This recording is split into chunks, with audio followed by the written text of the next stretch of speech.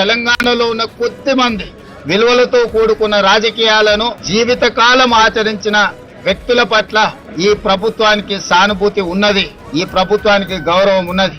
అందుకే కొండా లక్ష్మణ్ బాపూజీ గారు IITH అంటే ఇండియన్ ఇన్స్టిట్యూట్ ఆఫ్ హ్యాండ్లూమ్ టెక్నాలజీకి పెట్టుకోవడం జరిగింది. మహిళా యూనివర్సిటీకి వీరనారి చాకలి ఐలమ్మ గారి పేరు పెట్టుకోవడం జరిగింది. తెలుగు యూనివర్సిటీకి సూరవరం ప్రతాప్ రెడ్డి గారి పేరు పెట్టుకోవడం జరిగింది.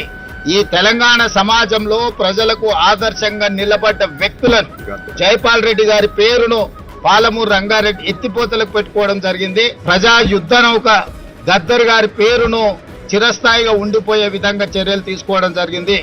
ఆ కోవలోకి వచ్చే సురవరం సుధాకర్ రెడ్డి గారిని కూడా తప్పకుండా రాష్ట్ర ప్రభుత్వం గుర్తిస్తుంది. ఆ వీరుల గన్నమ్మ ఇది వీర తెలంగాణ, సాయుధ పోరుకు చిరునామా సమరాల తెలంగాణ.